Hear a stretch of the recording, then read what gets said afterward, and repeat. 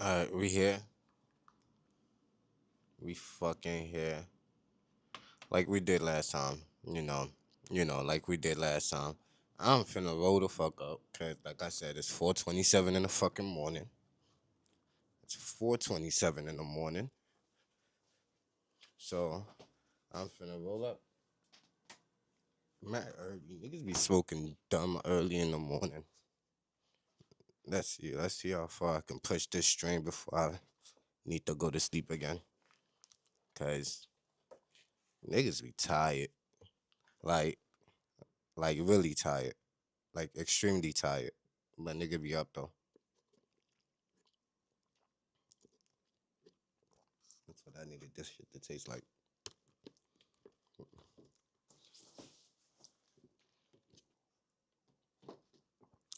Like I said in the intro, niggas finna roll up first, and then we can watch all this extra shit that be on this motherfucker.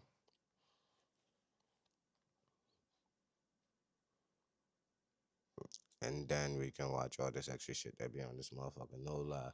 Let's see if I'm on fucking live.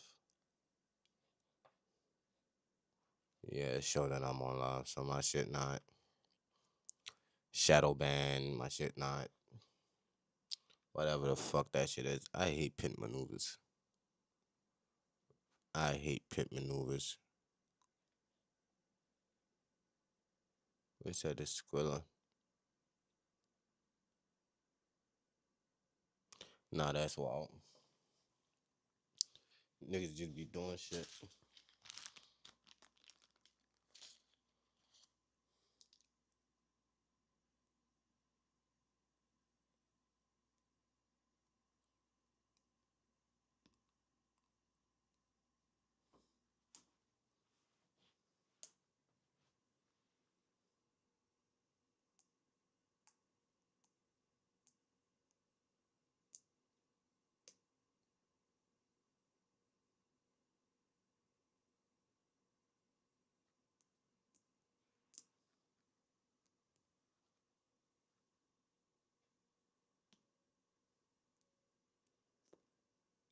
That's a nigga on the screen playing GTA.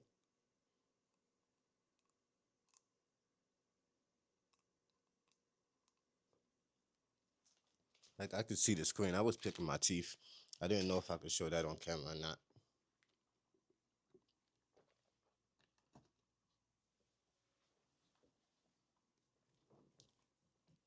Yeah, I was picking the shit out my teeth. I didn't know if niggas should saw that shit on camera. But god damn. Let's hope today not like the other days. When I hop on this bitch and all I see is 0, 0, 0, 0, 0, 0, 0, 0, 0, 0. Cause that's how it be for real. You be on this bitch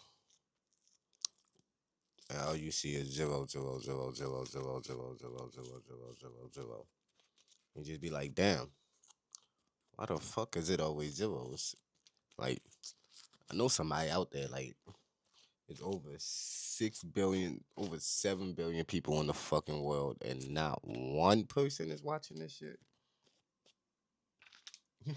And that should be low key funny because I be overthinking that shit. Like I said, I'm finna roll the fuck up, and we finna spot this bitch, and then hit the bomb. Cause why not? I tried to learn how to use this virtual camera shit, but that virtual camera shit don't be working.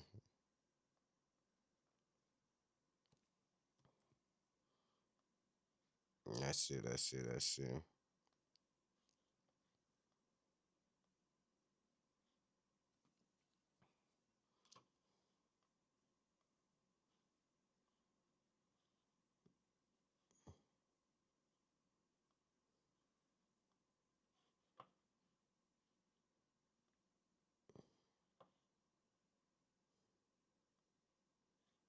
Yeah, I don't know how this virtual camera shit work. I tried to make it work, but I don't know how that shit work. Fuck it.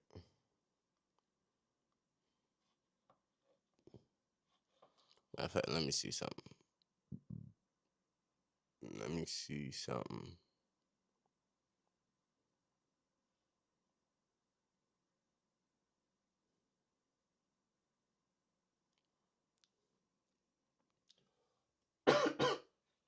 Nah, I'm gonna have to take time to figure this shit out. Like that ass, though, I'm gonna have to take time out my day to figure this shit out. Cause I just feel like I can do a lot more if I have the virtual camera. I can go pranking people. But let's watch it. I've been hearing a lot about this 83 points that niggas been bitching about. LinkedIn Premium members are 2.7 times more likely to get hired. Niggas is bitching about this nigga 83 points. Studio, your team's home base, collaborate within a shared PDF space. You talk up the teamwork.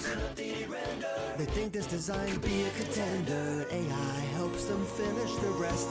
Do that I'm not gonna lie, that shit was loud as a motherfucker.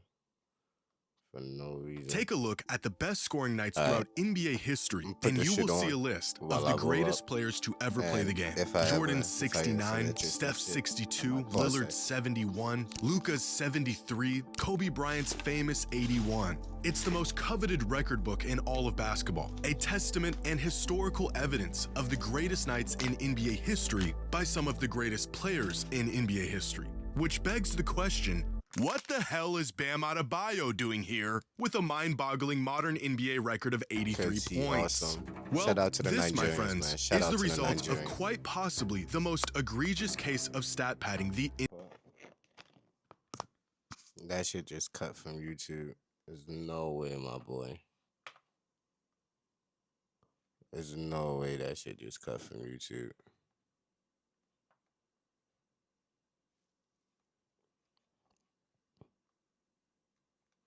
Yeah, that shit just cut from YouTube. I don't know Today's if it's video is 'cause sponsored I by can't Arena play Club. this nigga's If you video. grew up collecting sports cards like me, What? But that searching shit for that cut one from player, YouTube and that that shit one was season, bad. that one card you've always wanted, Arena Club brings that feeling back in the best way possible. On Arena Club, you can open digital packs that contain real, graded cards. From the NBA to the NFL, Pokemon, and more. Packs start at $25, with each tier of slab pack showing you exactly what you can hit and the pull rates we before bet, you buy. but Purchase your slab pack, shit one cut click to from rip, YouTube, man. instant reveal, no boxes to hunt down, no grading wait times. Love the card you pulled? Flex it in your digital showroom for others to see. You can also put it up for auction or have the physical card shipped directly to you. The choice is yours. In fact, we're gonna rip a pack right now. This time I've got a Ruby basketball pack lined up. Here's a sneak peek at some of the potential grails you can hit out of the Ruby packs. Hoping for something good today. Here we go, boys. There's no way. 09 LeBron Topps Gold numbered 510 out of 2009.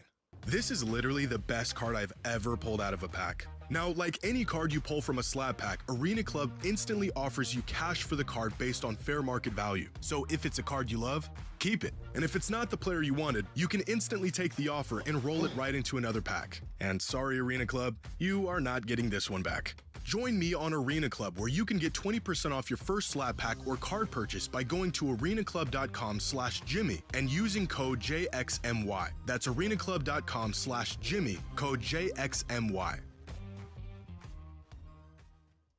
On Tuesday night, in a game featuring the Washington Wizards and the Miami Heat, with 1 minute and 46 seconds left in the fourth quarter, the Heat were up 146 to 119. By all conceivable measures, this game was a blowout. It's over. But with that being the case, why is Drew Smith attempting a full court heave while his team is up nearly 30 points on a piss-poor Wizards team? Well, he's not. He's trying to get the ball to Bam Adebayo, who is being double-teamed 50 feet away from the ball because he has 79 points and absolutely no intention of Damn. subbing out of this game.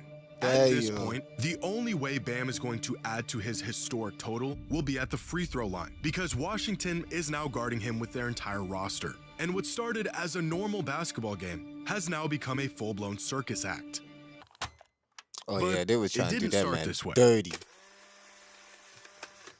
In just the first quarter of this game, Bam Adebayo had 31 points, the second most points scored in the first quarter of a game in NBA history. By halftime, Okay. Bam had 43, already a career that high, boy. and the second most points scored in the first half of a game in NBA history. Going into the third, the Wizards still What? had no answer for Bam. What? His points still flooding in, both naturally in the flow of the game and ethically. By the end of the third, Bam had 62 points, which, you guessed it, is the second most points through 3 quarters in NBA history. Before the start of the fourth quarter, Bam's performance was already being celebrated by his teammates and fans. He had broken LeBron's franchise scoring record of 61. He set a new career high, and the Heat were blowing the Wizards out by 20.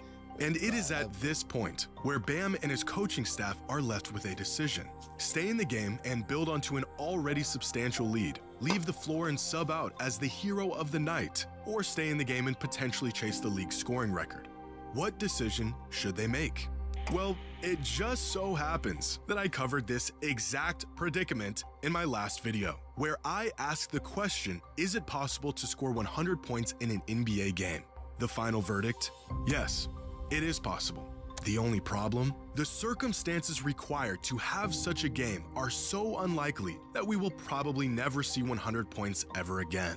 Unless a player is willing to infringe on the integrity of the game itself. There have been many games throughout the years that had record-breaking potential, but for a few reasons, most notably the game being a blowout and the potential record breaker respectfully sitting the final quarter, there have been very few instances where a player was able to genuinely chase the record without any negative consequences.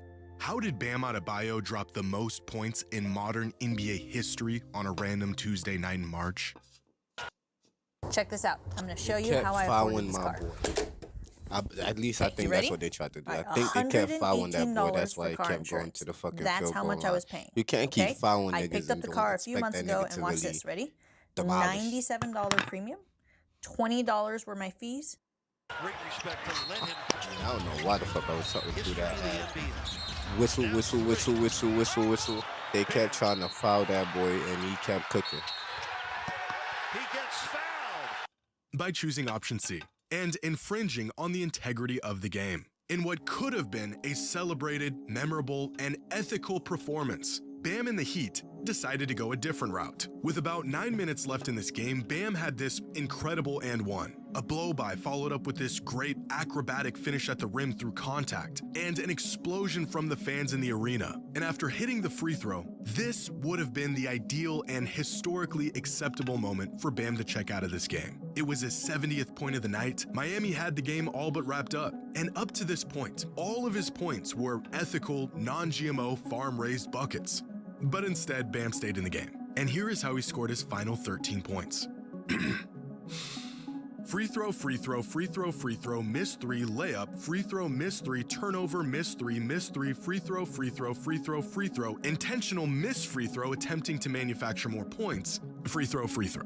Bye-bye Kobe, hello Bam. In what is now being called the most unethical game of basketball the league has ever seen, the Miami Heat spent the final 7 minutes of this game executing every conceivable tactic to How niggas wanted to win. It don't matter how I win, I won, nigga. It don't matter how I win, I won, nigga. Fuck is you talking about? Fuck is you talking about? Nah. It don't matter how I won. My nigga, I won. Unethical, schmethical, nigga. Fuck out of here. Fuck out of here, nigga. If I want to dump 80 on your fucking head and the rest of my team dump another 80 on your fucking head, nigga, what the fuck? Who business is that? Whose business is that? You chose to play the basketball game. Nigga, get better. Get better. Nigga talking about unethical. Nigga, get better. Go learn how to dump 80 on my head too. manufacture more points for Bam Adebayo, chucking up unnecessary threes, intentionally fouling the Wizards to get possession, even going as far as intentionally missing a free throw to try to get the ball back to Bam. And as a result, they are quickly discovering why Kobe's modern scoring record stood for so long and why no one can seem to match it despite a number of players getting close. Because, wait, I actually already said this a week ago, let me find the clip real quick. 100 points in a single game is possible, but the circumstances required to have such a game, to justify one player taking that many shots and doing so without infringing on the integrity of the game, is so narrow that we may never see it happen again. Ah, that's right. The fallout for unapologetically chasing. Niggas started This hating is truly on a Bam. definitive Fuck and is wrong with timeless niggas. paradox And then his of girl big was in performance. Pause. This, bro, if my girl on the court and I'm a basketball player, nigga, And for the first time ever, if I can dump 80 on your head, nigga, I'm dumping 80 on your head. If I can dump 90 on your head, nigga, I'm dumping 90 on your head. What the fuck is we talking about? My girl is right there. Right there. For the first time, nigga. What the fuck do you mean, nigga? Like, no, I'm gonna show out. And you know what else I'm gonna do after tonight? I'm gonna show out over there too, nigga. Cause I just, number two. Nigga, I got the second most points in the game. Number 2, beat a record that was never beaten in a long time. Fuck, nigga. What? Show out. Every day I show out. Where that Rascal Dash song? Give me a second. Nah, I'm not gonna play it because they're gonna clip my shit. But just think of the Rascal Dash song. You know the Rascal Dash song that I'm talking about. Think of it. Play it in your head, nigga. Yeah. Historic nights like this have become less about can a player pull it off and more about do the circumstances require a player to pull it off, in which case the circumstances virtually never do. This performance from Bam is not only proof of that, but it is evidence of what we all have known to be the truth. There are many players around the league right now who could go for 80, 90, maybe even 100 points on the right night if they set their mind to it, Tell them do it then.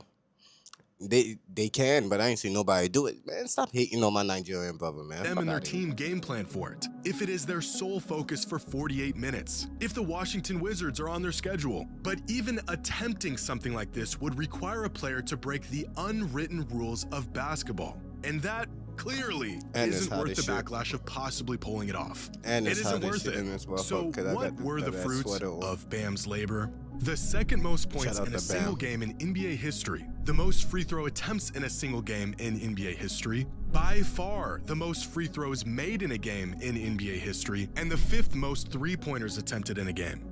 Oh, and he also broke the record for the most criticism received by a single player in one game. This is a Morgan & Morgan legal alert. Reports show that DoorDash has allegedly shared your data with third-party companies without customer consent, and that those companies may have... Now, if we ignore all context and what it took to get there, according to the game score metric, which takes all the good things a player does in the box score minus all the bad things and spits out a number that attempts to reflect the impact a player had on a game, Bam had statistically the 6th best game in NBA history, which is unfortunate that it will not be remembered as such. In my last video, I used this chart to display the greatest scoring nights in NBA history and the pace these players were on to reach their final totals. For example, here's Luka's 73, here's Booker's 70, Lillard's 71, here's Kobe's 81, and here is Bam's 83. Through 3 quarters, he was tied for the 2nd most points all time going into the 4th. In fact, that and 1 bucket in the 4th quarter that I mentioned earlier is right here.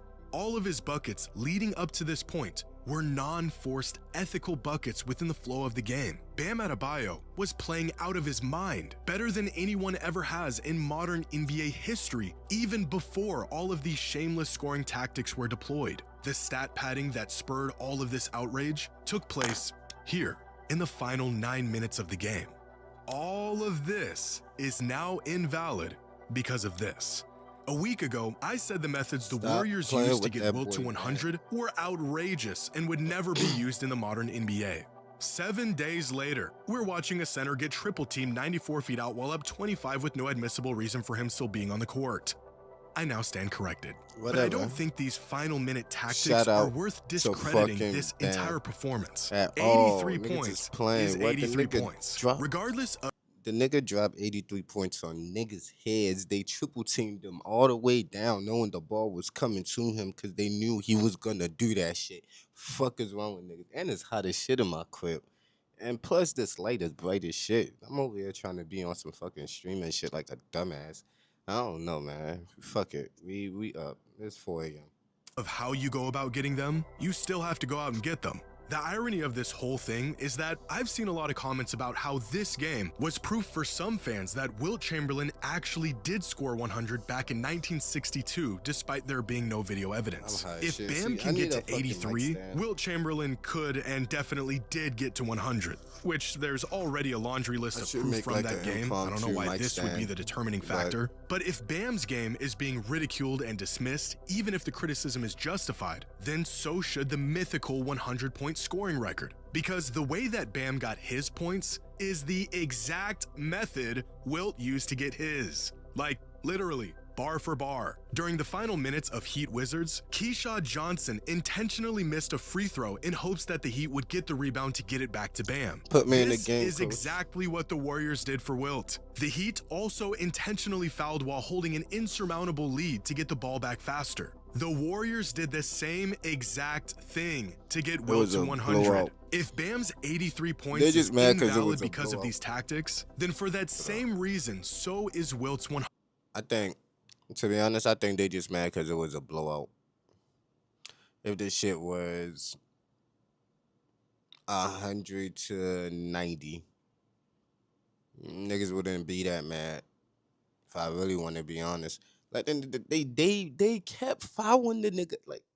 100. Not only did the two biggest scoring nights in NBA history deploy the most gimmicky, shameless tactics to pull it off, this is quite possibly the only way to pull it off. The only difference between Bam's 83 and Wilt's 100 is...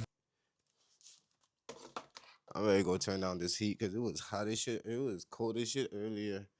So I turned the heat up and whatnot because it was cold as shit earlier and whatnot, right? Now that I got the sweater on, and I'm just the only one in the crib, I'm hot as shit. Now, my daughter definitely threw my Funko Pop around. I don't know where that shit at. God damn. Gave my daughter my personal Funko Pop because she a kid and she looked entertained. Because me and her mom got Funko Pops of ourselves. Finna get a Funko Pop of my kid. But I don't know where she threw that shit at. My daughter be having too much fun. I keep telling her, when I was younger, I did not have this shit. When I was younger, I was in Nigeria trying to, niggas did not even have 24/7 electricity. Like, dead ass. Niggas grew up in Nigeria. Niggas did not have 24/7 electricity. Niggas was crawling on concrete. Like, she's in America living life. Like, living her best life at that. Nigga, like, nigga, it may not even, life right now may not be the best, but, like, living her best life, living good, feeling good. But back to this fucking video, though, because let's watch this shit. Video cameras and an angry mob of critics online.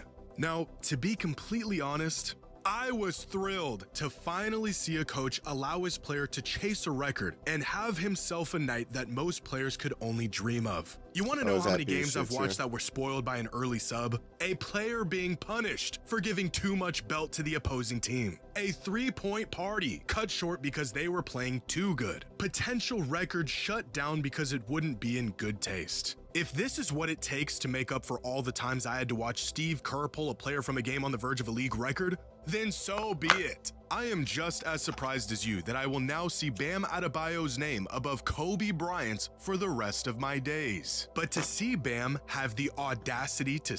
I'm not gonna lie, that shit just got me happy as shit. Like, I'm happy for that, man. Like, I'm really, really happy for that, man. It costs nothing to be happy for people. Like, legitly zero. It costs nothing to be happy for somebody else, and I am happy for that, man. Like, that ass, I don't care what nobody say. I don't care what nobody say. I am happy for that, man. Like, literal joy in my heart.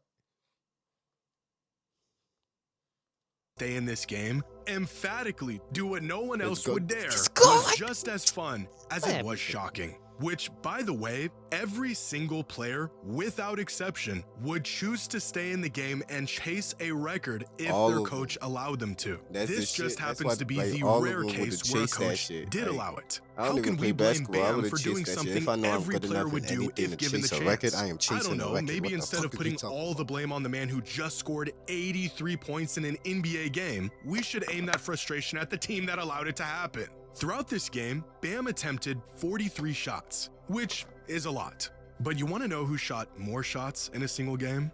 Kobe, and Westbrook, and DeJounte Murray, and Kobe, and Cade Cunningham, and Kobe, Chris Webber, Kobe, Brunson, Jordan, and Kobe. What about all those free throws Bam attempted? Those are the symptom of a team desperate to slow a player down, but can't stop him without fouling.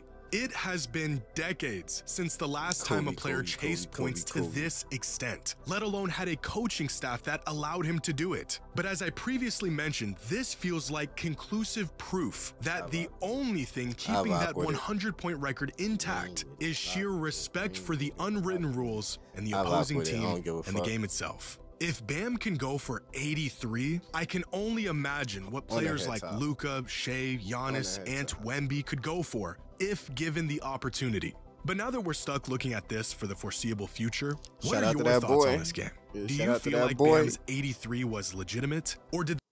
I'm not gonna lie. Shout out to that Nigerian brother, man. I don't care what nobody say. That shit was legit. And I'm Nigerian, so, you know, I'm always gonna rap for the Nigerians when it comes to good shit. Always gonna rap for the Nigerians. Man, there's some bad shit too. But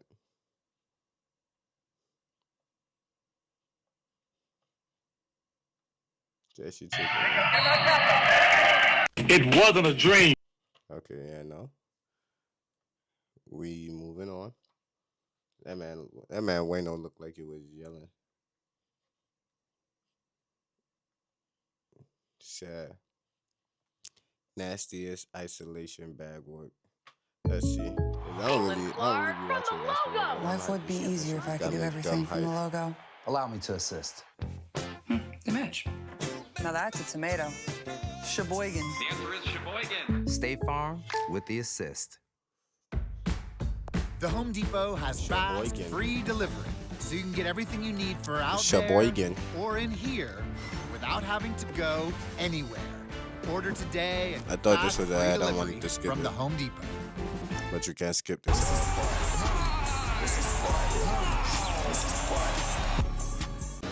LaMelo. Nah, no lie. No lie, no lie, no lie. I'm just here. Has Ayton in the crosshairs. Just a blow by. Oh, get in there. Damn, he cut up. Great balls of fire. He got the switch that he wanted. Four in the quarter. Look at the ball handling right here. Back. Step back, one dribble. He Look at the rotation, the splash, and tell them all about it, one. 18 big ones. Falling by the wayside in that. That nigga was like, you seen that? You seen served him up. Do you seen that? Regard. Oh, Williams wows the crowd. Boy, the double crossover for his, that is sick. The audible ooh and ah from the Staples Center gathering tonight. Another full house as D. Will does his thing. That's that nigga that do that podcast, ain't it? That is that nigga that do that podcast. I forgot his name, but that's that nigga that do that podcast. He the one that, yeah, no disrespect shit. But that's that nigga that do that podcast. He tough though. Now, right now, San Antonio not matching the aggressiveness of Golden State. Livingston will shake and bake and puts it in. Hardaway backs off on Thompson. What a move! Oh, did he explode and it goes? Hardaway. That was brilliant. Pretty miraculous move. He left Isaiah just nailed. Pause, but them niggas used to wear some short ass shorts. What the fuck was that? See, he's smart. He put some shit under his shorts. Dumb niggas was wearing some short ass shorts on the court. What the fuck? To the floor. It got the entire Warriors bench on its feet. The move of the night by Hardaway. Shot Los Angeles shooting 6 of 16 here in the first quarter. Durant showing every move he's got and then some. Wow. He said cut. Man. You talking about slicing and dicing and how low he got when he was facing. Is that the same nigga that niggas did that to in the first game? I think that might be the same nigga, but I'm not gonna say nothing. Him to make that move, that was nasty. To go to the bucket and not be scared. There's no shot blockers out there for Houston. Right now, Tyson's hurting the Boston Celtics by not going strong in the paint.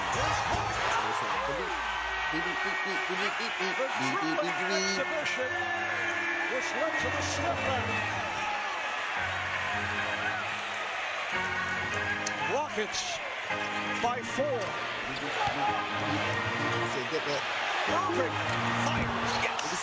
This is what we wanted, isn't it, Marv? Two of the best going at it. Has to be talked today. It's one of those guys. The nigga said, "Oh, you thought?" The nigga hit him with it. This nigga thought, man. This nigga thought. He thought he could do it. He had a chance to do it. He failed. Games. Dylan Brooks is in. He's got 5 fouls. So Kai's going to have a go right at him. Wow! Exquisite! Kyrie Nobody Irving. Kyrie really flames. A shake, a really bake, and a spin. Retrieved by Edwards. Gordon is on him. Shot clock at 7. He'll dance. Great cut over. And a shot. Good! What a play! 35! Nasty, go right. Bring it back underneath the leg. Left to right, AI cross. Shoot it, then run off. You want to have a floater in your arsenal. Oh, he just went 5. Stop it. Stop it, Chris Paul. All right. Stop it. Well, when you got your legs spread, he's almost telling them, please, and you will. Pause.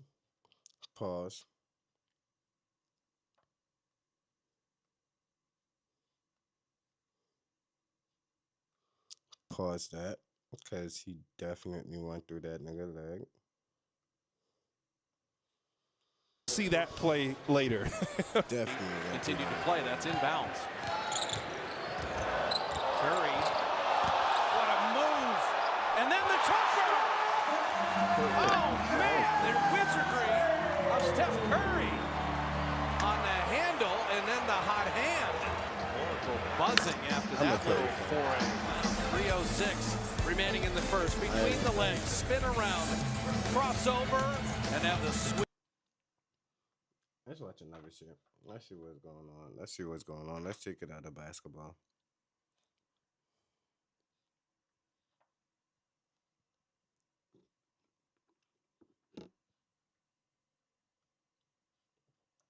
Pit maneuvers and high-speed chases. See, that's the thing. We getting hit hard.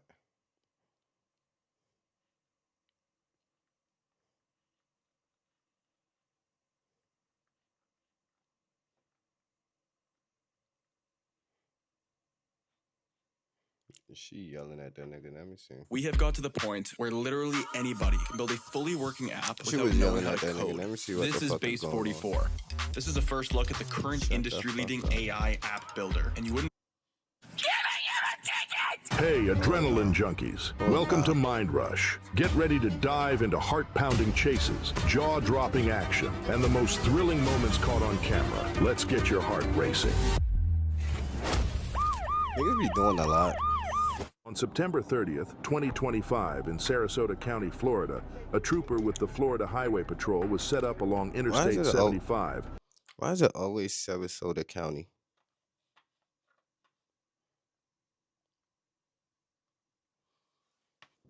Somehow, some way, it's always Sarasota County.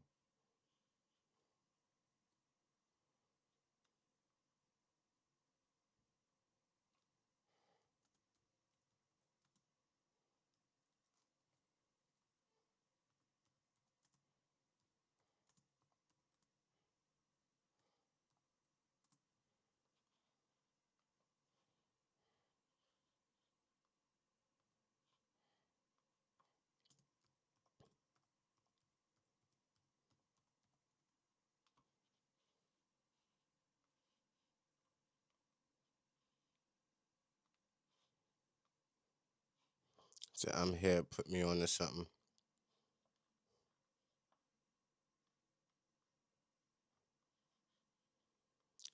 put me on or something. Put me on or something. I'm finna change the name of this shit.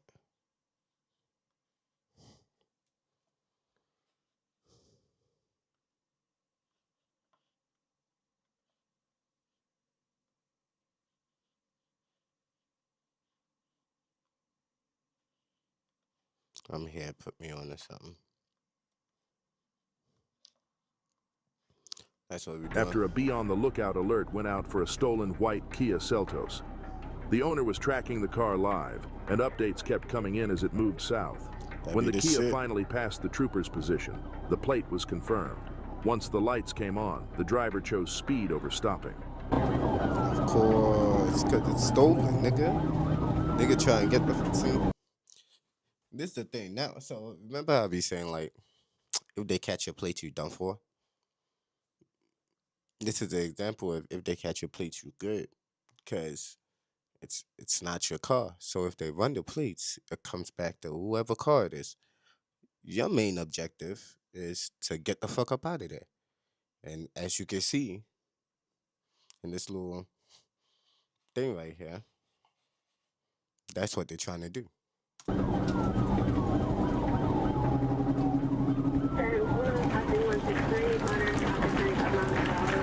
That's what they're trying to do. Shout out, they ready to hit you, you got it. They ready to hit you from the back. Gotta pull up.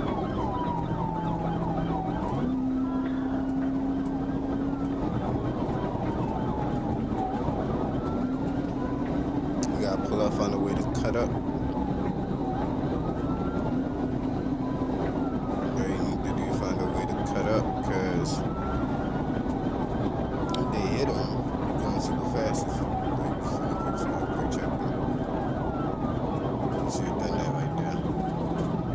The Kia surged through traffic, weaving between lanes and jumping onto the shoulder as other drivers scrambled out of the way. It stayed aggressive and unpredictable, cutting southbound like it was trying to outrun both the alert and reality. Each move narrowed the road and shortened the options. The longer it went on, the worse the ending was shaping up to be. The nigga should have cut through the traffic. Well, he cut through traffic. He or she cut through traffic. Right?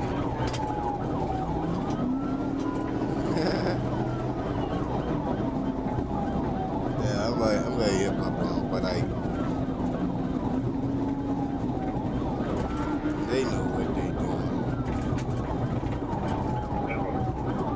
They know what they doing. They've done this before. You can kind of tell the people that have done this before.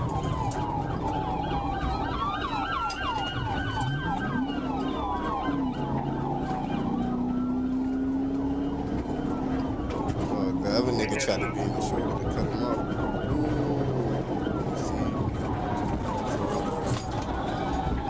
He's gonna try and hit me.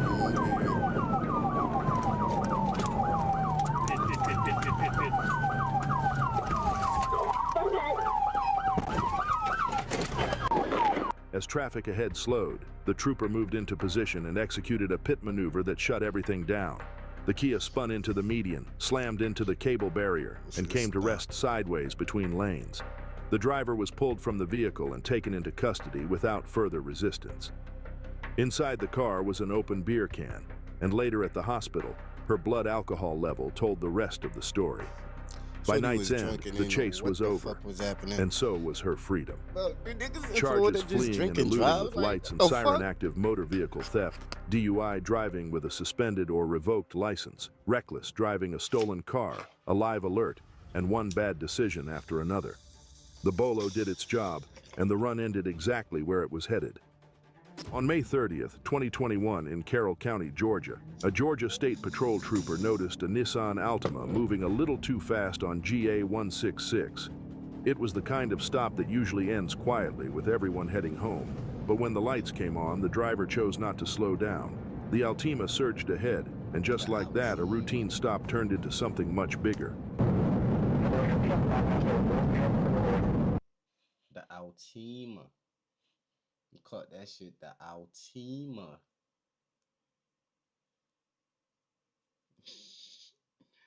That shit sounds so funny to me.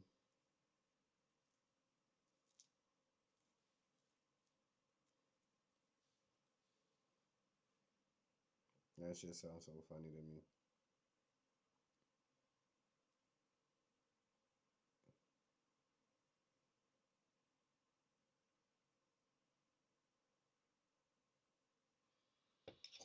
I'm gonna go do my taxes.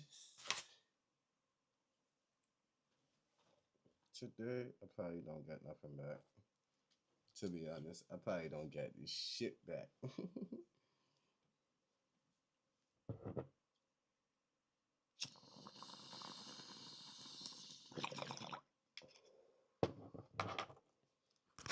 I'm doing my taxes today. Nah, we back on this shit, bro. Cut that shit out, team. But nah, them shits was I was hitting my bong. I don't want nobody to see. That be the shit, right? When I be hitting the bong on stream. I know niggas can see me smoking a blunt. That's cool and all. But then I be hitting the bong. And I don't want niggas thinking I'm snorting lines or doing crack. I'm hitting a fucking bong, right? All jokes aside, like, ooh, I just spilled my bong water. See, that's that drunk shit, but it's a bong. Let me go get this. Go get some paper towels.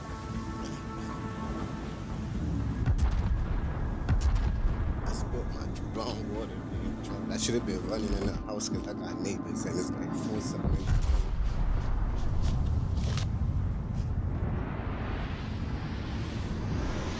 That's that drunk shit.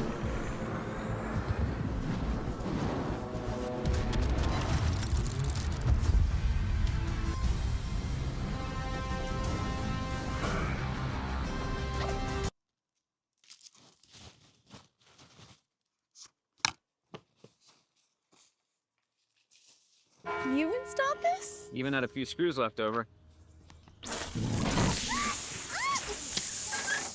If it's important, it's not worth compromising. That's why with Farmers, you can get quality and savings. We are farmers. Bum, bum, bum, bum, bum, bum.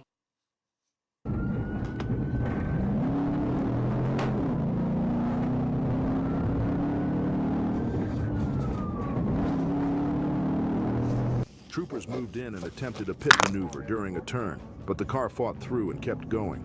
Even as control started to slip, the driver stayed committed to a bad plan.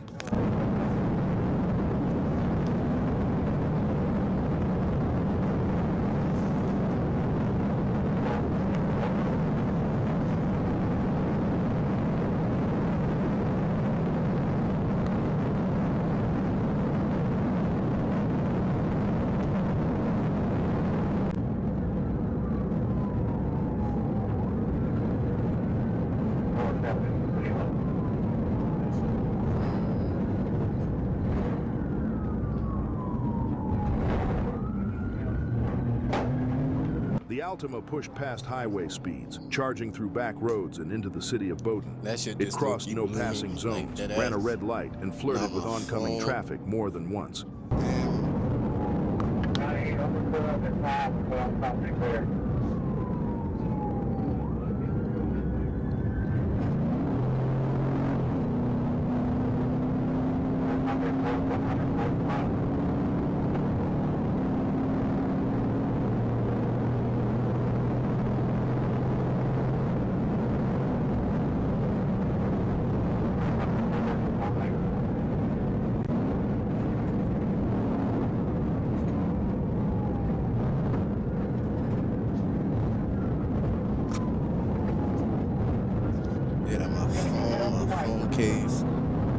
That shit, I don't know, I just let this shit play.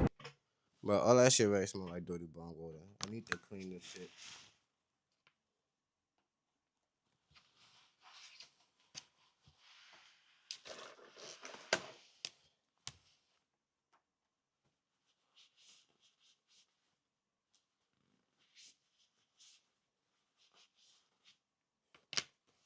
This shit right here. But nah, like I was fucking saying, right? It's really crowded over here because this is also my workspace. Like, sometimes I'll be working from home. Like, every other week I work from home. So, this is my workspace. This is my stream space. This is, like, the space I actually sit at. So, but nah, I just spilled my bong, like, Shit was crazy. Let's continue this motherfucker, man. That shit kind of just blew me. I'm gonna roll up again because that shit just blew me. I'm gonna definitely rolling up again because that shit just blew me. Spilled bong water. Spilled the dirty bong water on my work table. Fucking man. But this bitch driving stupid. They just pit maneuver their dumbass and shit. Shit, man. Take the shot. It's because I was being drunk. Take a shot one time, man. Why shorty hands outside? What the fuck? What the fuck? Nah. Shout out to whoever is joining my stream, man. Shout out to y'all. Thanks for watching. Please like and subscribe. Put me on to some new shit. Put it in the chat. Whatever new shit y'all niggas want me to watch, I'll watch it. I'm cool with it, but this bitch is being stupid. I don't know. I be watching these shits, right? Now I'm just finna talk. I be watching these shits and I just be sitting there like, what would I do if I was in a high-speed chase? Like, what would I do if I was in a high-speed chase? And I'm not going to say I'm no better than them because it's not like what would I do if I was in a high-speed chase. It's just that would I get in a high-speed chase? It's the real question. Probably not.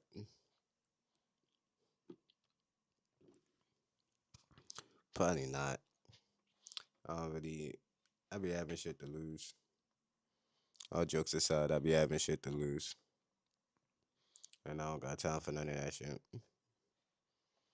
So, yeah, that shit inside the deep south mostly. Bro, them niggas just be going everywhere. One street takeover, one whole be wrong. Fuck that.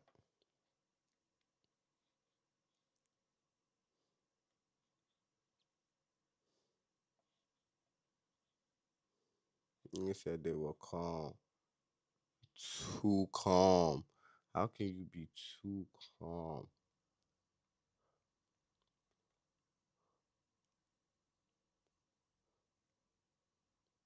That East Chicago conduct mass arrest.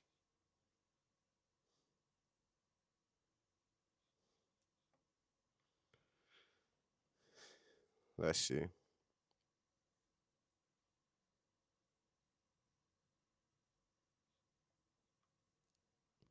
I don't know. I just be on this shit. How the fuck you get a gun in there? I low-key want to stream this, but I don't know if it's gonna get my shit clipped.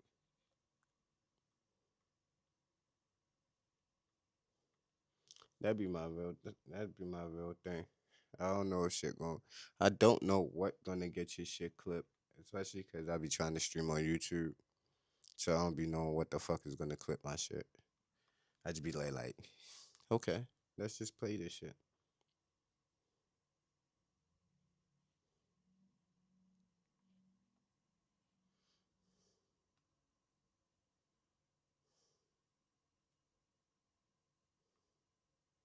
Say it again. Let's see your rank. Bundle and save on insurance for Liberty Bippity. Swoon.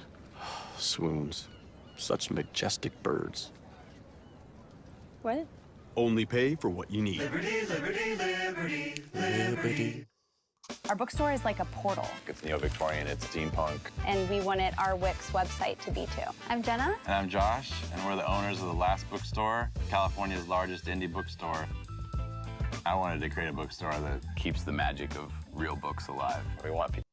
Level 1, the applicant. You apply online like everyone else. There's a form on the CIA website. You fill in your name, your education, your work history, you click submit, and wait. 6 months later, you get an email. They want to interview you. You fly to Virginia on your own dime. The building looks like any other government office. Fluorescent lights, bad coffee, a man in a gray suit. 4 hours of questions. Where did you grow up? What languages do you speak? Have you ever used drugs? Have you ever been arrested? The questions seem random. See, and if you lie, they're gonna get you. You're not getting that job, bucko. But they're not. They're building a profile, looking for patterns, looking for lies. You pass the interview. Then comes the polygraph. The strap tightens across your chest. 2 sensors clip to your fingers. A blood pressure cuff squeezes your left arm until your hand starts to tingle. The room is small, white walls, fluorescent light, no windows. The only things inside are you, gonna break, chair, little nigga? and a man whose face gives away nothing. Have you ever committed a crime you weren't caught for? Your heart rate spikes, and the machine records it. Your breathing shifts, and the machine records that too. The machine cannot actually detect lies. It measures stress, arousal, discomfort, but it cannot distinguish between a liar and a nervous person telling the truth. You don't know that yet. And because you don't know, you confess. Small things, stupid things, things you buried so deep you forgot they were there. You confess because the machine feels omniscient, and the man behind it never blinks. 3 weeks later, a letter arrives. You've been accepted into the Clandestine Service Trainee Program. Welcome to the CIA. Level 2, the trainee. They send you to Camp Peary, Virginia. The locals call it the farm. It's 9,000 acres of woods, swamps, and training facilities surrounded by fences, topped with razor wire and armed guards at every gate. Officially, it's a Department of Defense research facility. Unofficially, for the next 18 months... See, it be shit like that. Me, personally, Muhammad, personally, do not have enough discipline for that. I need to start working on my discipline, but I do not have enough discipline for that. That's what y'all niggas is for. Appreciate it, gang. Thank you. I have to work on my discipline too, gang. This is your home. Shout out to At my 5 nigga in the Sean. morning, your feet hit the ground before your brain catches up. A 5-mile run through Virginia fog so thick you can taste the moisture in it, followed by breakfast that's fast, silent, and functional. You sit in classrooms learning about foreign governments, terrorist organizations, and intelligence tradecraft. Tradecraft is the CIA's word for spy skills. You learn how to spot surveillance, a car that's been behind you for 3 turns, a woman reading a newspaper who glanced... You know, they said if you feel like a car is following you, make 3 rights and a left, and if you see that same car, that shit is definitely following you. Just keep that in your mental Rolodex. ...at you twice. A man at the calf whose coffee hasn't moved in 40 minutes. You learn to identify the pattern behind the pattern. You learn how to disappear. You duck into a department store through the ground floor, take the escalator to the 3rd floor, move through women's clothing, past the fitting rooms, down the service corridor, and out through the loading dock. A car is waiting with the engine running. 30 seconds later, you're gone. The tail is still circling the block. You learn lock-picking on embassy-grade deadbolts, safe-cracking on government vaults, how to plant... See, I want to learn how to do all that shit just as a regular nigga. Like, just as a regular nigga, I want to learn how to do all that shit. Like, so dead ass. Like, I am so dead ass. A listening device in a room you were never supposed to enter and leave no evidence you were there. How to photograph a classified document in 4 seconds flat and slide it back into the folder as though nothing happened. Then comes the part they don't put in the recruitment materials. You learn how to recruit assets, which is their word for convincing people to betray their countries. You study psychology, manipulation, persuasion. You learn the... I feel like this is just like social. Most of this shit is really... God damn. I had to burp. Sorry about that. But nah, I feel like most of this shit is just social engineering. Which is mostly is. It's like most of this type of jobs is really just social engineering. Learn how to read people, learn how to maneuver and work around people. And then there's a lot of like physicality into it as well. But you got to be really mentally on your shit because it deals with a lot. At least from what I heard from watching videos like this. So take that with a grain of salt. 4 motivations: money, ideology, coercion, and ego. Mice. Everyone fits into one of these categories. Your job is to figure out which one and exploit it. You run practice operations in nearby cities: Richmond, Norfolk, Washington. Your instructors play the role of foreign intelligence officers trying to catch you. If they catch you, you fail. If you fail too many times, you're out. The washout rate is 40%. Some people crack under the pressure. Some can't handle the deception. Some buckle under psychological exercises that include sleep deprivation, staged interrogations, and 72 hours of gaslighting to determine whether you can still function when reality itself feels unreliable. The ones who survive aren't necessarily the smartest or the strongest. What'd I tell you? They're the ones who can compartmentalize, who can do something terrible at 9 in the morning and sit down to dinner with their families at 6 as though nothing happened. They're the ones who can build a wall between who they are and what they do, and never let anyone see where the door is.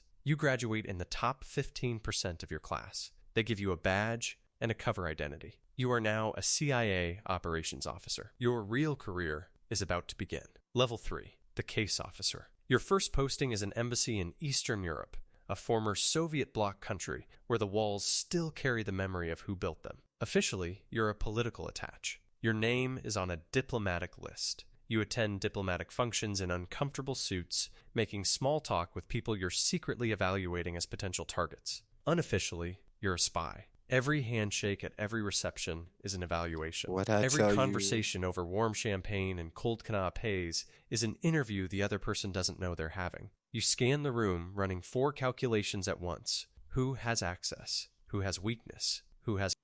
And this is where it gets deeper, right? Because you're moving up a level, and you keep moving up, and you keep moving up, at least from my point of view, right? And then now you got to do a little bit bad to do a little bit good. And my thing is, just to begin with, like I said in the beginning of this video, all them skills that they teach you, I as a regular nigga want to know. But then I don't want to get into all of this extra shit.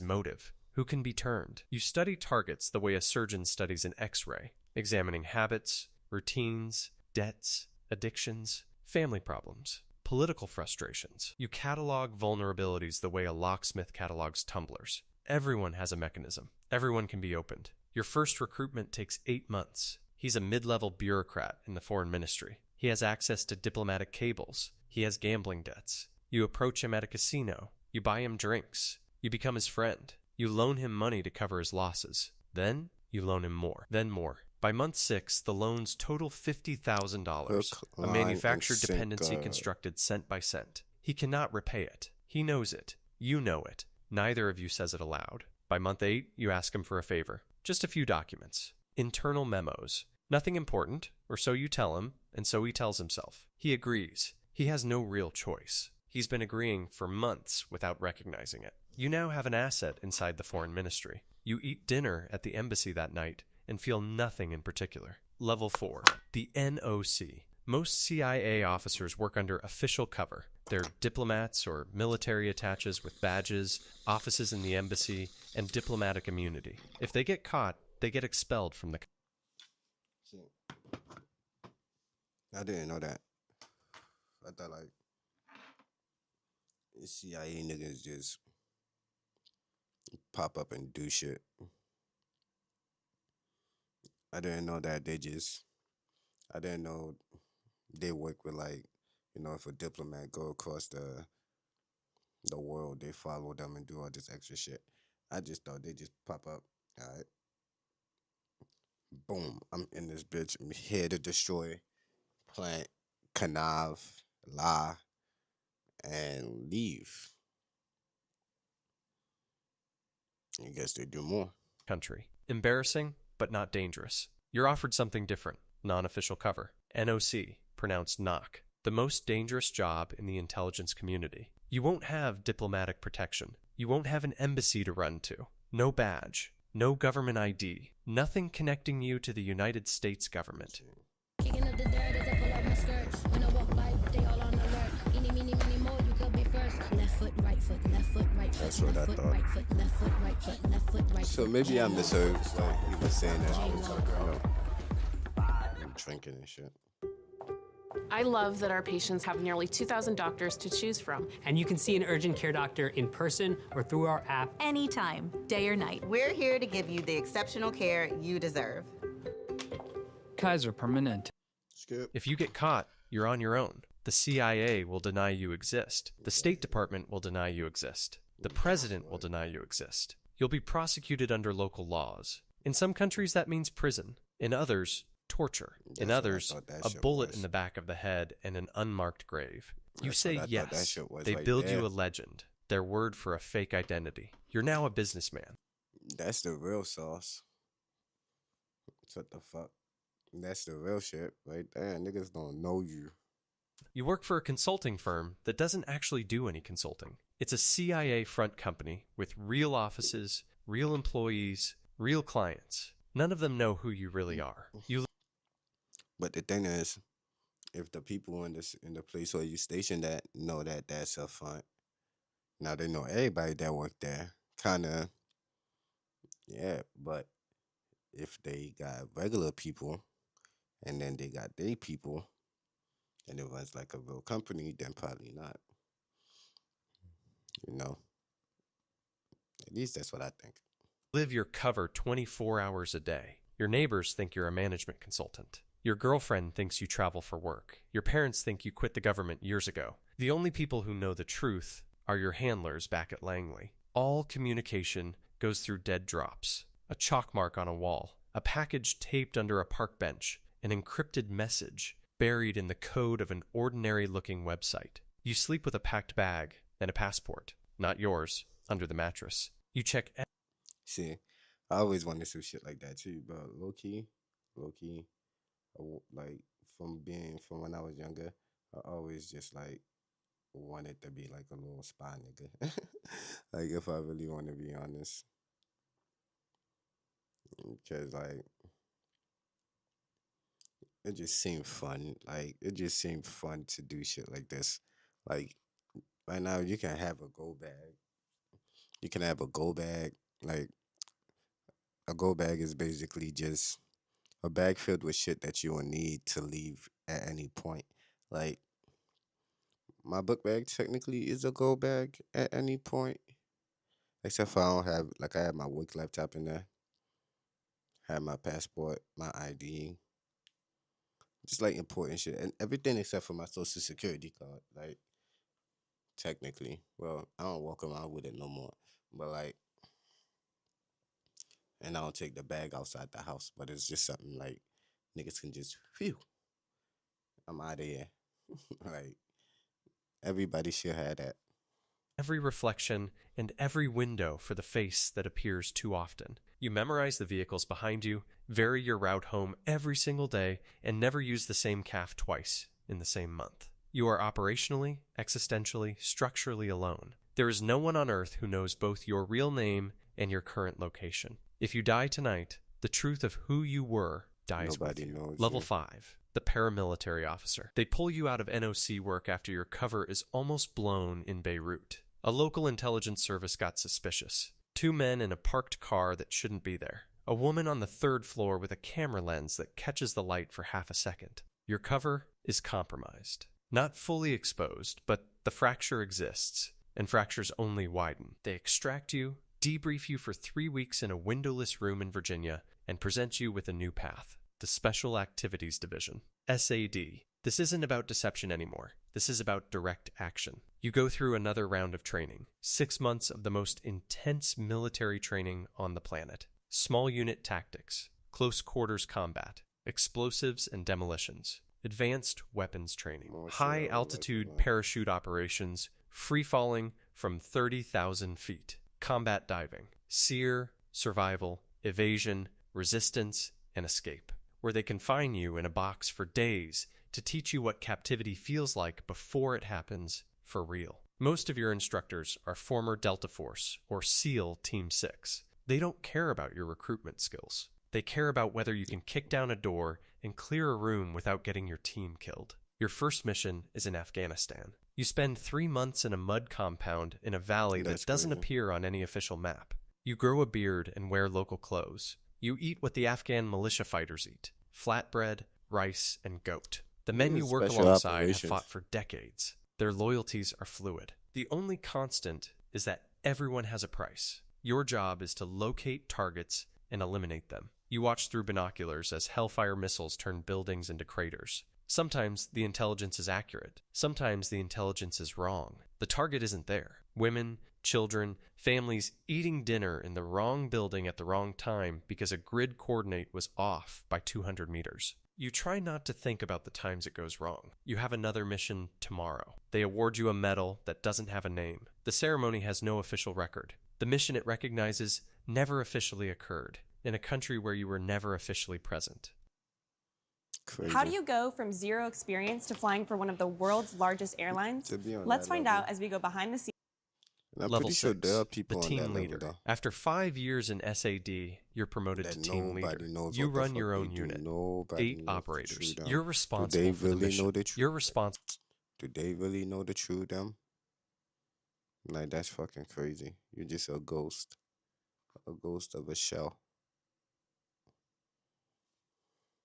For their lives. Your team is deployed to Libya following the fall of Gaddafi. The country is disintegrating. Militias occupy every city. Weapons depots are looted. Armed groups answer to no one. Your mission is to locate and secure chemical weapons before they fall into the wrong hands. Al-Qaeda, ISIS, or any group that would love to have mustard gas or sarin. 6 weeks in Tripoli while the city burns around you. You operate at night. Sleep 2 hours at a time in safe houses that change every 48 hours. You bribe militia commanders for information. You interrogate prisoners whose accounts change with each telling. You pay informants who might be lying, might be setting you up, might be working for 3 factions simultaneously. You find 3 caches of mustard gas that the official reports said didn't exist. 15 tons of chemical weapons. You destroy them in place, rig explosives, and incinerate everything. The smoke rises thick and black, and you hope the wind doesn't shift. On your last night in country, your convoy is ambushed. A side street. Muzzle fire. One of your men goes down, then another. You carry one of them half a mile to the extraction point while rounds snap past your head. The helicopter arrives. You get out. One survives. The other doesn't. You write letters to their families using words like service and sacrifice and grateful nation. You don't mention Tripoli, the mustard gas, the side street, or the half-mile carry. The letters are composed of omissions, and the families frame them. Level 7. The station chief. You've been in the field for 15 years. Your body is breaking down. A shoulder that dislocates. Afghanistan. Knees that grind every morning. Too many parachute landings. Permanent. I just be going through shit. I don't know what the fuck. My attention span is ass.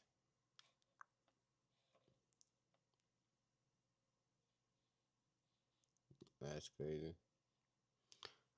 I was watching some shit like this. I think I should watch this. Should I watch this? That's fucking crazy. I don't know if I should watch that. What the fuck is going on? What the fuck is going on? I don't know. This is the type of shit I be watching on my YouTube. I don't give a fuck. I be telling people like low key, like very low key. I'm a low key boring ass person, but I don't give a fuck. Let's go. You said you want to party. That is crazy.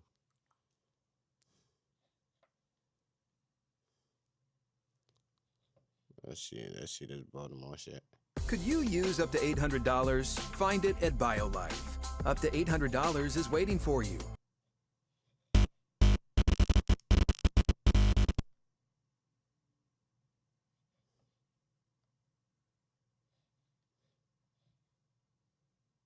Oh shit.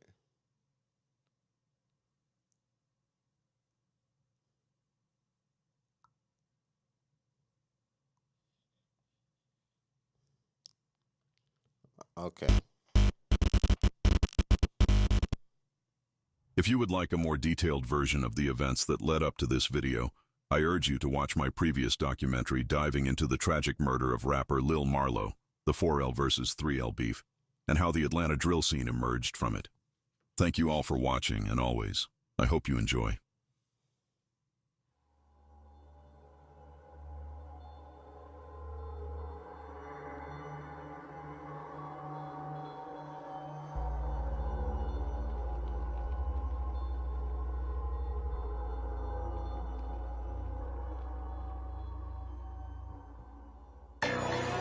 Why the fuck this shit so dead, bro? The fuck is a YC, bro? I blow this bitch up right now. Nigga, fuck YC. All y'all nigga bitches, y'all YC niggas. Nigga, fuck TG5. All y'all nigga bitches. Everybody bitches. Oh, we just got that boy ass. But Cal running. Let me get that boy. Nigga, y'all been dreaming in my eye, little bro. Y'all seen the way out here? No.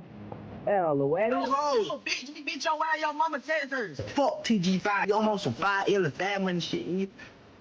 2 young boys have been shot and killed. I can be Michael Jackson. I'm saying, throw the fool by a bird, young nigga do it. Bang it! 15-year-old Diamond Johnson was shot to death. That's right. Not that place, and I'm not saying. They look at you, baby. They look at me. Boy, they gotta kill you. Not baby, nigga. They say that's Cameron, that's the opposition. That's what shots rang out. No, that's how you went. No. Fuck, I see fuck that out. Wait, who not fuck?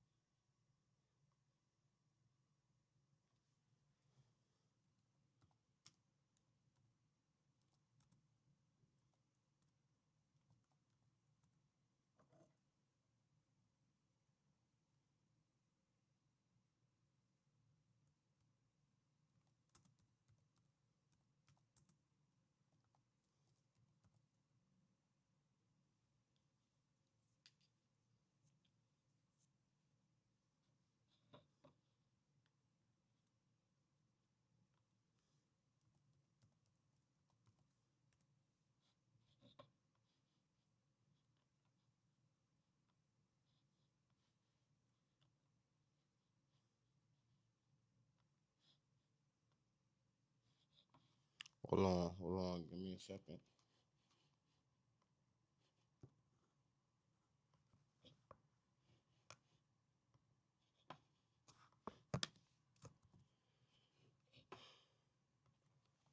We gotta go check something.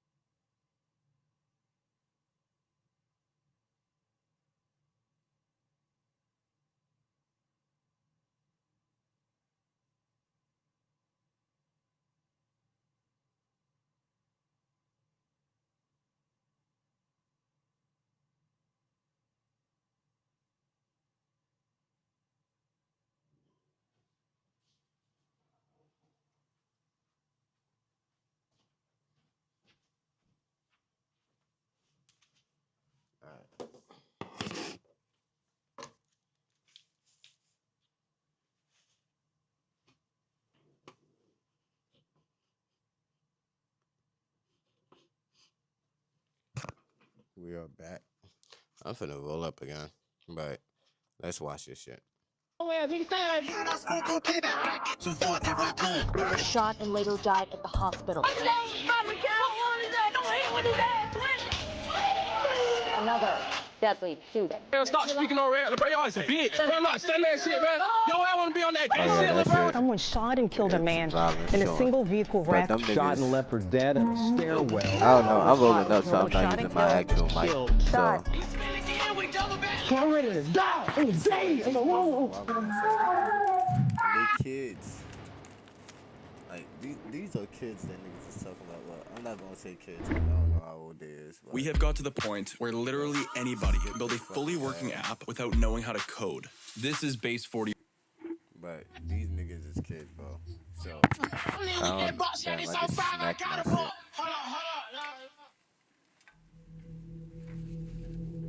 In the beginning of 2022, the deadly politics behind Marlowe's murder would inevitably spark a drill scene in Atlanta. Lil Marlowe, also known as Rude, was a top-ranking member of the PFK gang, also known as 3L. A set that was originally a branch of the Goodfellas mob gang, arguably the deadliest crew in the city. During his rise in the rap scene, it was alleged he was using his power, notoriety, and money to have countless victims cold-heartedly murdered. ranging from civilians to flat-out bosses, capos of his own crew. Nonetheless, the city would ignite on fire when Marlowe's self-acclaimed killers and Marlowe's homeboys would begin going back and forth over gnarly diss tracks, bringing the drill wave being popularized in other big cities to the Black Mecca itself. One of Rude's alleged and self-proclaimed killers would be a 4L rapper known as Baby Drill, who garnered a feared reputation of being one of the crew's biggest killers. Taking this newly gained persona and notoriety of not only being one of the biggest steppers in the city, but also the killer of perhaps the biggest op in the city. However, after Baby Drill's breakout, full-fledged bringing the drill sound to Atlanta, many other talented rappers from the most dangerous areas of the city, plagued with violence, the teens, borderline children who have to live through the senseless wars brainwashed by the deadly politics behind. It's not borderline children, dumbass kids. They kids. Marlowe's murder would pick up a mic of their own and take this wave being popularized in the city and push it to new limits. The aftermath of Lil Marlowe's death. This is their story.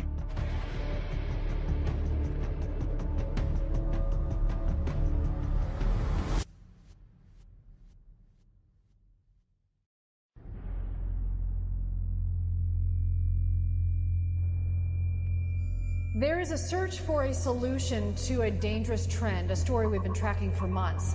There's significant rises in crime, violent crime specifically across Atlanta. The latest numbers show this year murder is up 80%, aggravated assault up 47%, and auto theft, which includes carjackings, up 47%. Stopping crime on Atlanta's west side. It was the center of a town hall meeting. The nigga showed him the gun in the camera, like, yo, we'll come in there.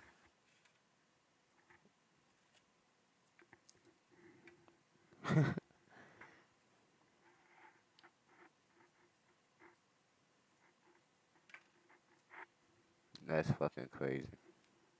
Tonight. We don't want to wake up in the middle of the night to hear gunshots. Unless I'm with somebody, I don't even go out on my door after dark. Over the last month, we've covered some of the incidents, including a shooting that left a toddler injured at an apartment on Fairburn Road. And this daycare burglary caught on camera on Myrtle Drive. We also spoke with the school crossing guard who says a group pushed and robbed her of her car while she worked near F.L. Stanton Elementary School. These residents say they're fed up with crime in some neighborhoods on Atlanta's west side. He said the wicked west of Atlanta.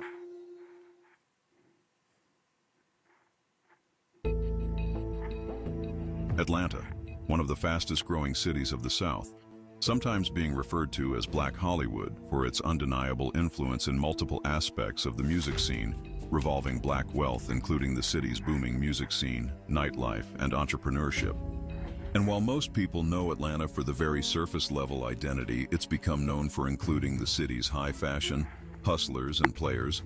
A lot of others are very oblivious to the influx of violence recently perpetrated in the streets of the city, and no other area of the city seems to capture that aspect except Atlanta's very own West Side, which has also recently become to be known as the Wicked West, a moniker dubbing the city's Zone 1 and Zone 4 areas, the first and fourth out of 6 zones to make up the Atlanta PD's patrol routes. As stated initially in my previous video, the west side of Atlanta was mostly the distribution spot of many drugs, gangs, and wars, housing arguably some of the most dangerous projects in the country before Atlanta was selected for the Centennial Olympics in 1996, causing the public housing authorities to knock down almost all of the city's projects. Interestingly, the west side still housing some of those old and infamous public housings, monuments, territories for the deadliest crews in the city to come. The history of violence on the west side, however, dates all the way back to the 80s, as I also mentioned in my previous video. A gang of big-time drug traffickers known as the Miami Boys moved from southern Florida to northern cities to set up shop and avoid law. Atlanta being one of those cities, it was also arguably the catalyst that perpetuated crime in the city into what it is today, with many drugs, gangs, and territories being formed within these sprawling projects all over the city. And one of the major figures to have paved the way for the politics on the west side would be infamous rapper Shawty Lo. who had the Bowen Homes projects in a chokehold with his influence with not only his ties to the music industry, but the drug trafficking operations bringing in $250,000 a day. Lowe being compared to Nino Brown from the 1991 thriller New Jack City, who was a kingpin running a multi-million-dollar drug empire. See, boy, I own $250,000 a day of trap. My God. Like, that shit make money. This when niggas was dying for playing with the wrong nigga. Yeah. You know what I'm saying? Low, the shortest nigga, got older niggas calling him Colonel. Yeah. You feel me? When Master P came out with About It, and I'm the Colonel of the motherfucking tank. Yeah. Low had niggas way older than him calling him Colonel. Niggas was busting nigga. Low busting nigga, another nigga take the charge. This shit was like a real movie, bro. I seen Low in a one-on-one shootout shooting nigga. It's him and this nigga. Gra, gra, gra, gra, gra, and that thing know the nigga like this running up the street. You dig what I'm saying? Yeah. Like, I don't really need a movie. It was, and D4L stood for down for low. Yeah. It went down for life at first. It was down for low. Right. You feel me? Them boys went playing. Like, shout out to D4L. Shout out to D4L, man. Yes, They really need a movie, bro. Like,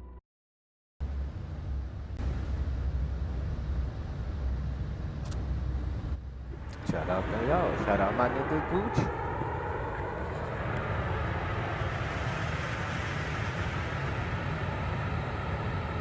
Shout out my nigga Gucci.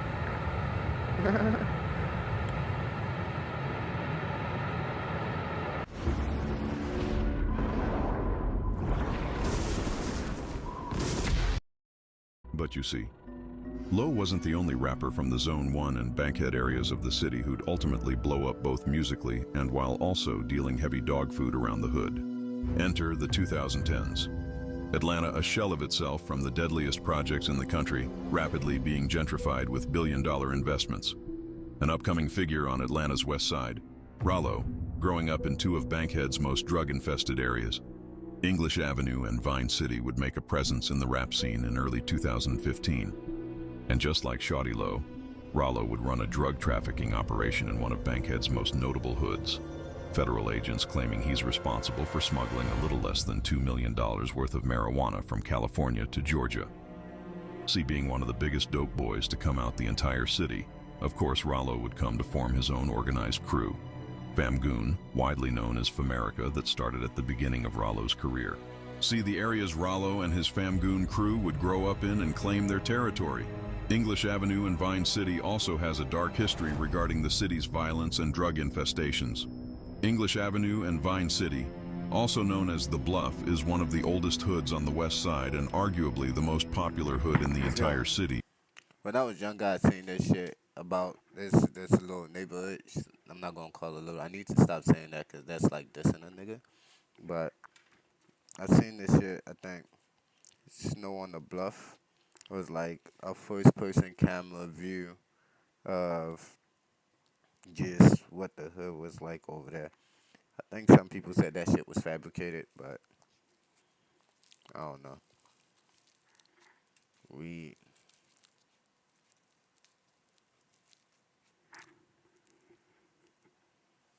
I'm rolling up. I don't care. Even though no big-name rappers have come from the area.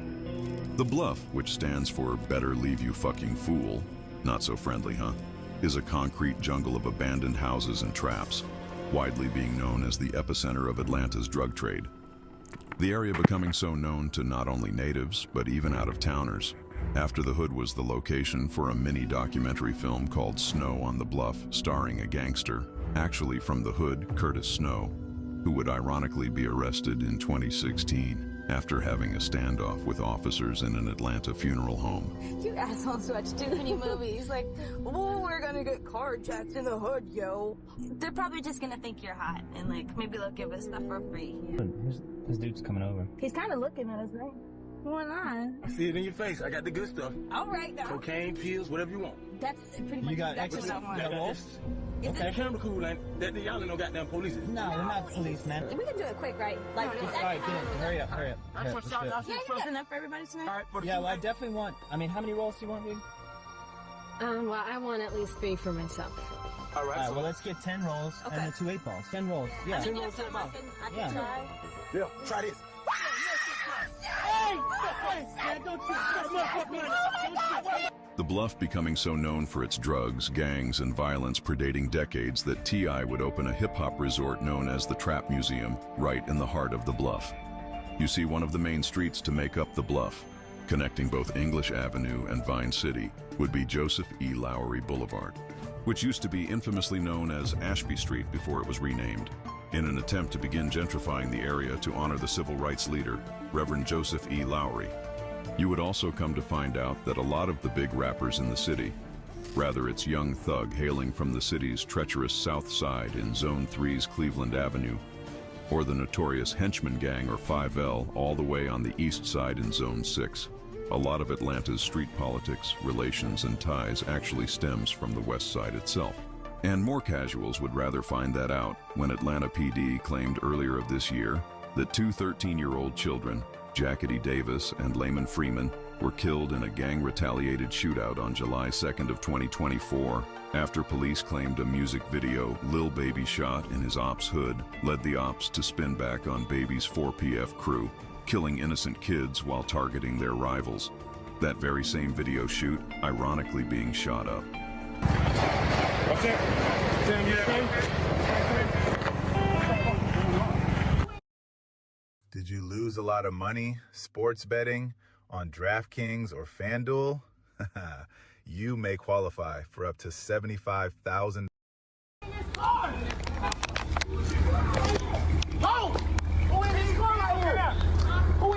Bro, y'all straight, y'all straight. However, in the beginning of 2022, a little after DB Omerta and Baby Drill would start the Atlanta drill scene in the city after Marlo's death, one of those young affiliates with Rollo's Famgoon crew would pick up a microphone, riding this new wave being popularized in the city, and arguably father all these fake-throwed young niggas in the city. I'm of course talking about Anti the Menace. My mama, y'all did not scare me. Y'all fucking gotta kill me. My baby, nigga. I ain't like no hoe. It's my hoe. I been plenty hoe out. Mama. On my baby, nigga. On Pete. I'm dirty bitch like, come on. Oh, my mama, this hoe losing weight. Let me show y'all. Ever since you left, bitch, you been losing weight. What the hell? You're taking a hair run? One time.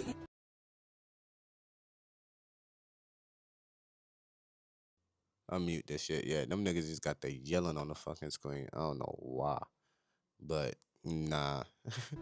Being a character within himself, going viral in the city multiple times for seemingly throwing tantrums, such as the time he went viral on TikTok for threatening fast food employees and having people wonder why the fuck was this nigga so angry all the time, would all be pivotal controversy talks that would essentially shape Anti's image and help him rise as a rapper, and rather for which it was a character to stir more controversy regarding his name, or bro was really just flat out that slow.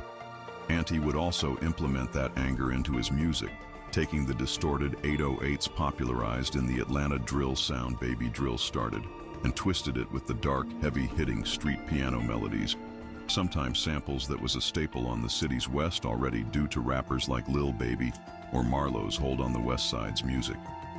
Essentially making a subgenre of the Atlanta drill sound which would come to be known as throwed music, or throwed-off music, which would be the wave, the staple of mostly all the young niggas coming up in the early Atlanta drill scene.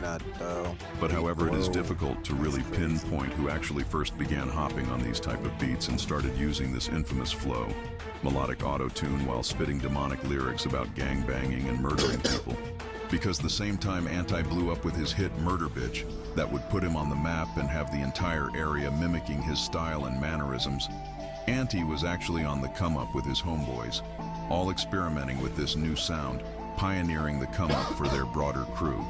But rather, DB Omerta or Baby Drill started the ATL drill wave or not, it would have probably and inevitably already been started. Because the year prior in 2021, most of these crews would officially form naturally, with the death of a beloved 14-year-old becoming the pivotal factor of most of these young crews' origins. I'm of course talking about the infamous murder of Baby K.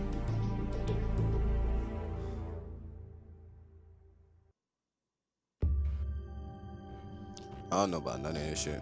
I just stumbled upon this shit. And I like long documentaries.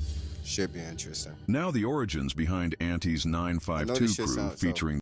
I know this shit sound mad AI, but I don't think it's AI. I think the nigga just used like a voice changer, which is weird.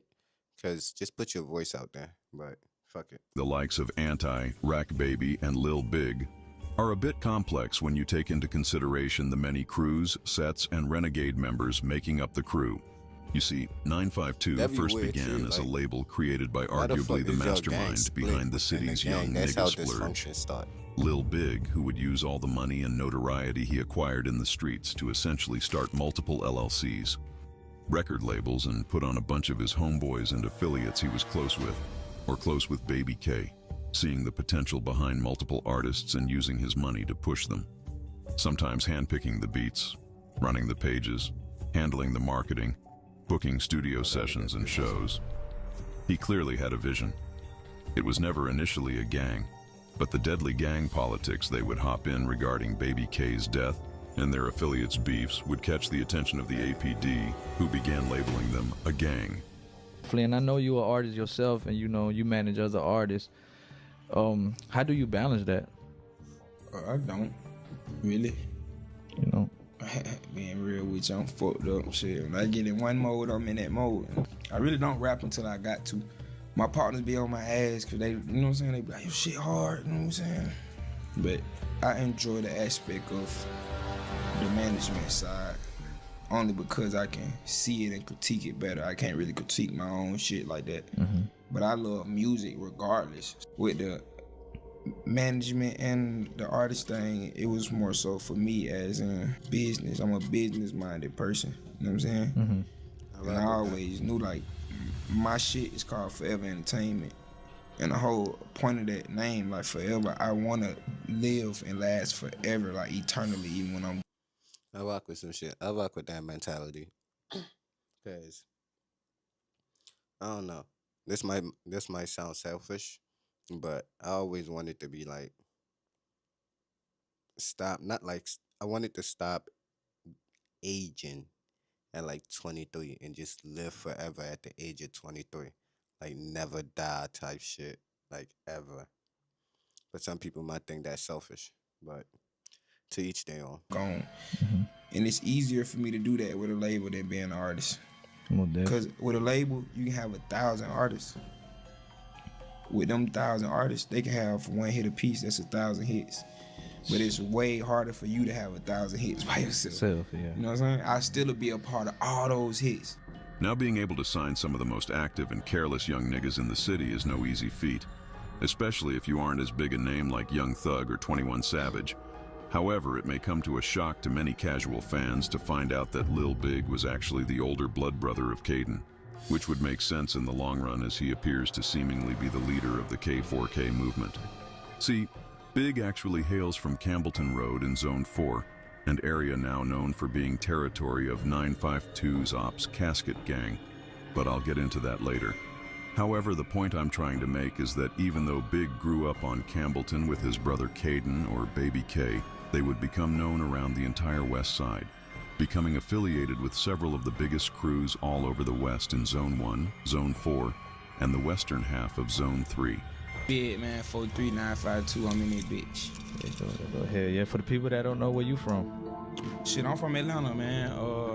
Campbellton Road, West Side, Zone 4, SWATs, whatever you want to call it. She said the real Atlanta. Yeah, the real Atlanta. Nah, I ain't gonna say that though, cause shit, I fuck with everybody in Atlanta, so I ain't gonna say that. Atlanta is Atlanta, you know what I'm saying? So how you feel? That would probably be how he met Auntie, who moved to Mosley Park, also known as 1700 Jurassic Park, shortly after meeting another notable 952 member Rack Baby, after they both had stayed in Cobb County for a bit before moving to Zone 1. Want to build your dream car? Construction software may let you bring your own ideas to life in a fun and simple way. Learn more about construction software on the site. Rack having to have moved to Lawton Street, just a few blocks next over to it. How'd you meet him? Anti the Menace. Yeah. I meet him? Yeah. I ain't gonna lie. We really met. Like, I been knew who he was. You feel me? Like, I been knew who he was when I was young. He's like the face of the new generation in Atlanta. Yeah, he hard. He taking over and shit. But you just met him on some regular shit? Nah, I used to go. Nah, I used to stay in the same neighborhood as him. This is Zone 1? Nah, I ain't gonna lie, I'm keeping on. This was out in Cobb County when I was like 11. Alright, for sure. So y'all locked in before? Yeah, moved or whatever. We went locked in. Like I used to see him in the apartments. We used to see him chopped up, and then go about our day. Cause that's back when I was a regular kid. You feel me? Yeah. And then I guess we just Nigga said back when I was a regular kid. That be the thing, right? Nigga, what the fuck made you not a regular kid no more? Like, you can still be a kid, like, bro. There's street niggas out here that enjoy regular shit. Like, you can enjoy regular shit. If that's what regular kid means. Like, that was back when I was not in the streets. Cool, we get that. But like, you can still enjoy regular shit. Met like a couple years later. Like, a few years go by, I ain't seen him for a long time. Feel me? When I was going to school, I was going to middle school because he had disappeared. I ain't seen him for a long time. Then I had started going to school on the west side, Dub, in like 2019, 2020. Then from there, I started going to school like 2 years later. He was rapping and shit.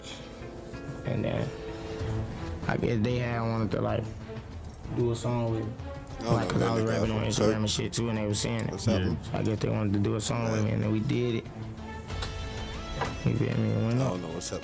In fact, there's even some throwback videos out there of Ante when he first began rapping and gaining a buzz amongst the area, before 952, before meeting Rack, and before the fame, proudly repping his hood 1700 Jurassic Park. Step on who, nigga, step on you. I run with some bloods, ain't no gangster disciple. Ain't talking jack boy, but don't get wet, boy. You know, the anti, he stay with some snipers. GF5 big for, I'm trying to fill him up. I be with niggas who shoot up the funeral.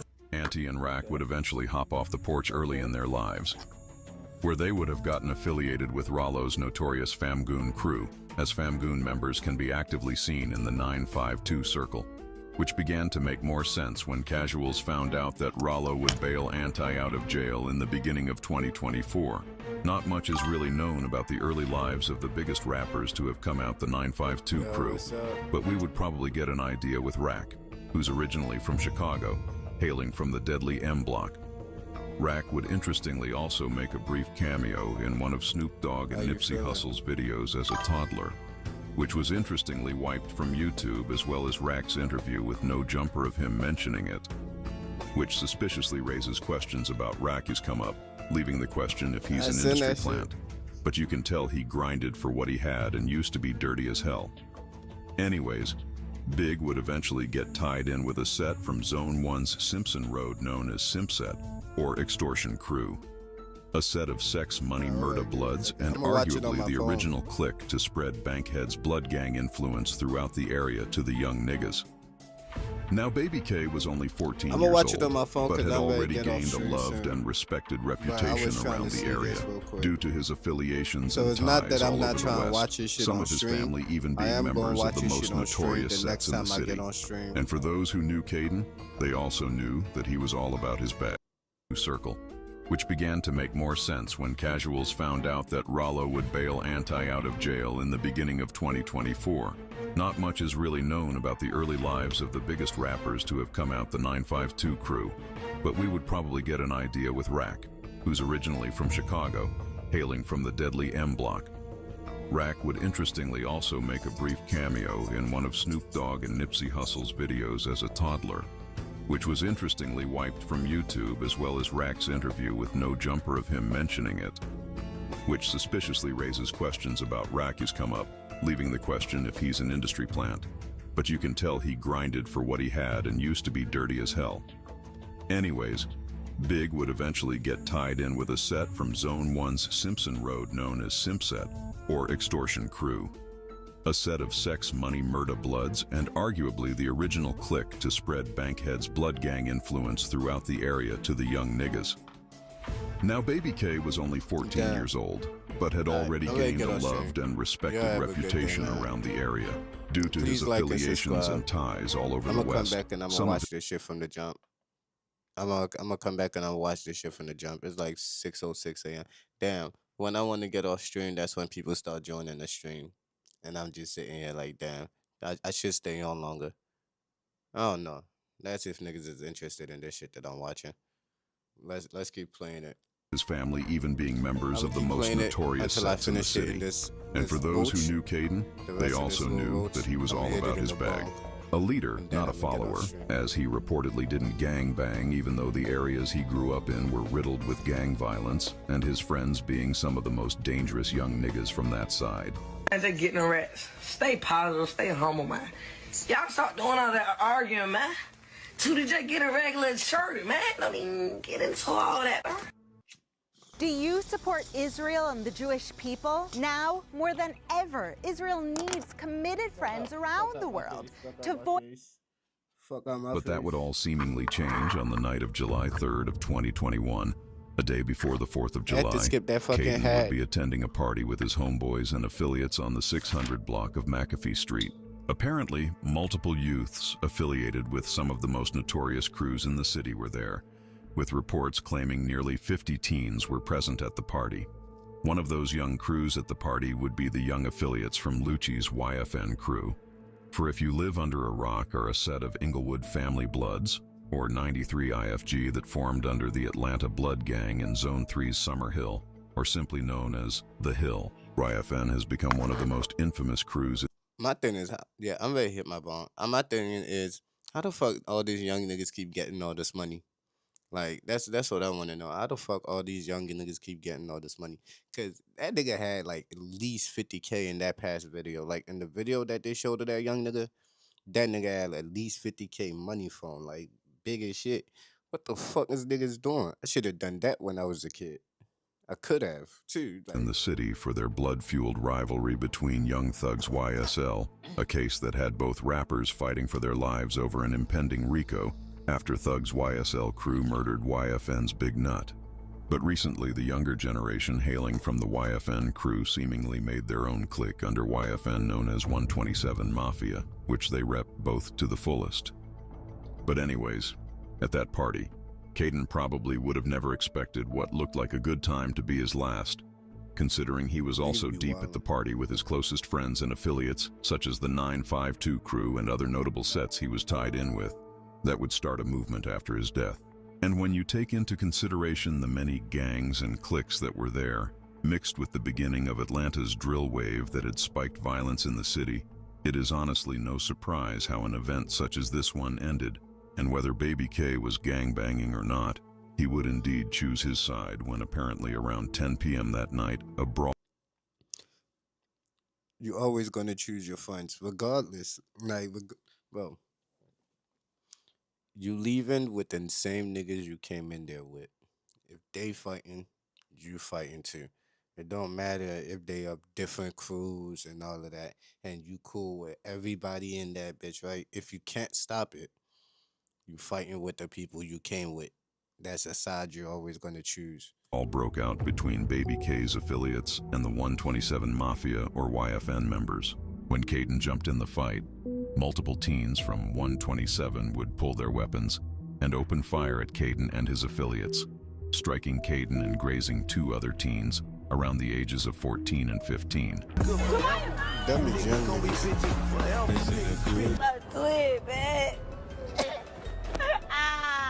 Yeah, she's sick. When police quickly arrived at the scene, they would initially find Caden on the ground with everyone running away when the police approached. Caden was hit in the chest, quickly transported to a nearby hospital where he would later tragically succumb to his injuries. Them look like fresh hundreds. So them shits came straight out the bank, straight out the ATM. Them niggas are scamming. That's how they got that. On the 4th of July weekend, July the 3rd, there was a shooting. Because if niggas wasn't scamming, it would be dirty money. Resulting in the death of Caden Barlow Gardner, a young 14-year-old male. During the course of being at this location, there was a fight to have taken place and ended in fatal gunshots in which he lost his life. I'm asking for the public if they could actually take the opportunity to review